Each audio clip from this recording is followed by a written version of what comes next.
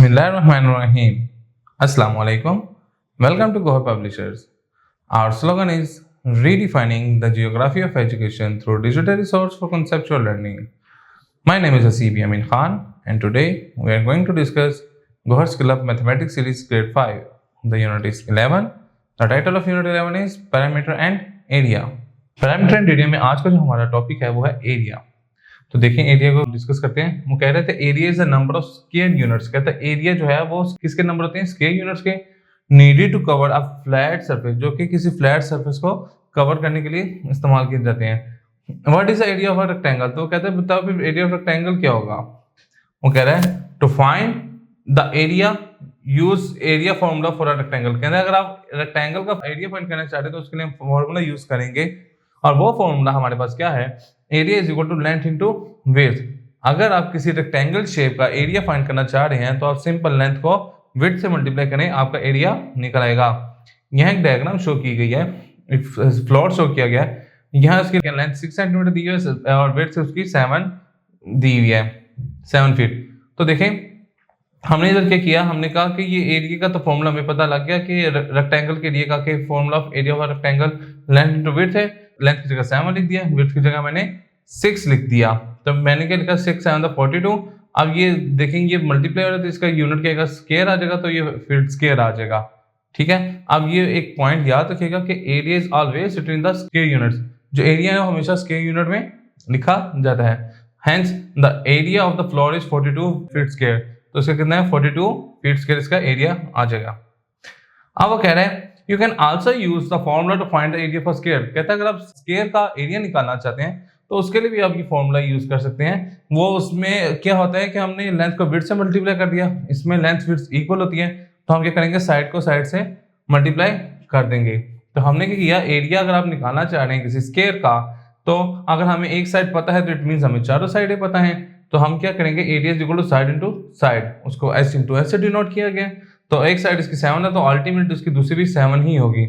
तो 7 को 7 से किया तो क्या आ गया, 49. और ये सेंटीमीटर, तो इसका यूनिट हमेशा स्क्वायर में लिखा जाता है, हमने अभी ऊपर पढ़ा था. तो ये क्या हो जाएगा, सेंटीमीटर स्क्वायर. तो अल्टीमेट हमारा आंसर क्या आ गया, 49 सेंटीमीटर स्क्वायर.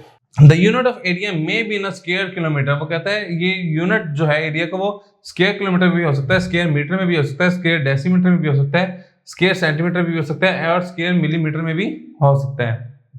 एग्जाम्पल दे रहे हैं. एग्जाम्पल में हमें कह रहे हैं a tennis court is a rectangular in shape. वो उसके रेक्टेंगुलर शेप में एक tennis court that is 24 metre long and 9 metre wide. वो कहता है 24 मीटर लॉन्ग और 9 मीटर वाइड है. What is the area of court. कहता है एरिया का कॉर्ट कितना है. तो हमने अभी देखा कि जब हमने एरिया ऑफ रेक्टेंगल फाइंड करना है तो हम क्या कर रहे थे, लेंथ को विड्थ से मल्टीप्लाई करवा रहे थे. तो मैंने लिखा area of rectangle which is equal to L into W.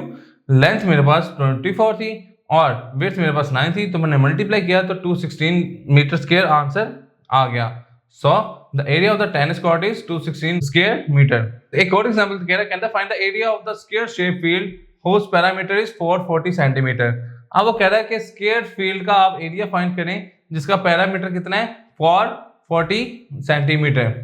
वो कह रहा है to find the area of square. आप उसका अगर स्क्वायर का एरिया फाइंड करना चाह रहे हैं तो सबसे पहले हमें उसकी लेंथ का मालूम होना लाजमी है.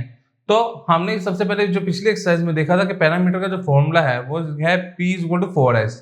अब पैरामीटर मुझे 440 दिया हुआ है, साइड में निकालना चाह रहा हूँ तो मैंने 4 को इससे डिवाइड किया तो 110 मेरा आंसर आ गया. इट मीन्स उसकी जो साइड है वो कितनी है, 110.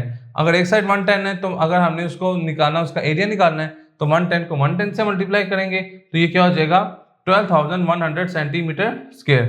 तो हमारा आंसर क्या आ जाएगा, ये हमारा एरिया ऑफ स्क्वायर क्या आ जाएगा, 12,100 सेंटीमीटर स्क्वायर. एक और एग्जांपल है, वो कह रहा है find the area of rectangular playground. कहते हैं रेक्टेंगुलर प्लेग्राउंड का आप एरिया फाइंड करें if the parameter and length are 80 centimetre and 12 centimetre respectively.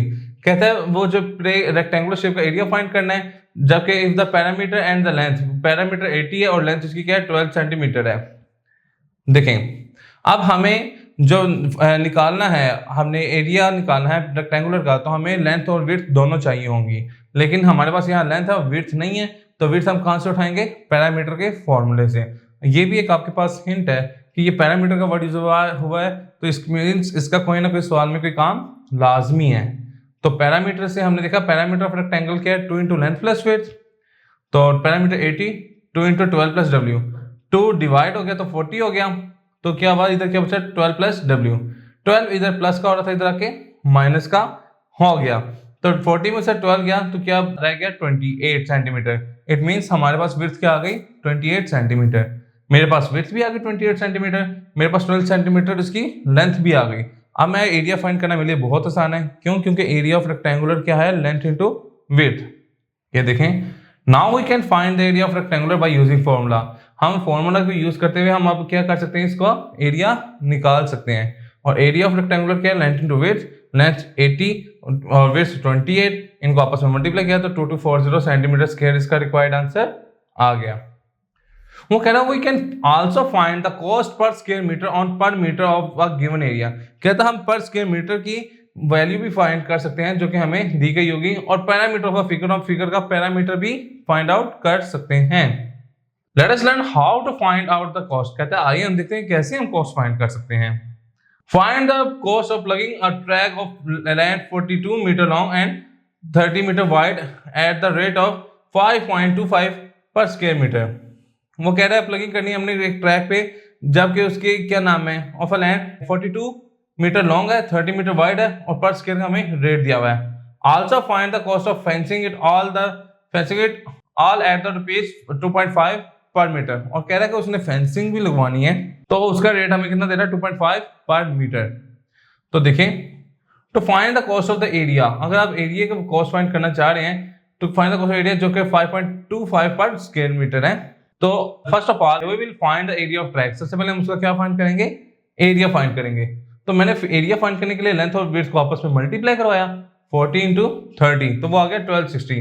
अब एक स्क्वायर के लिए, एक स्क्वायर मीटर के लिए 5.25 है, तो 1260 स्क्वायर मीटर के लिए क्या होगा, उसको 5.25 से मल्टीप्लाई करवा देंगे तो मेरा रेट क्या निकलेगा, मुझे 6,615 रुपीज रिक्वायर्ड होंगे।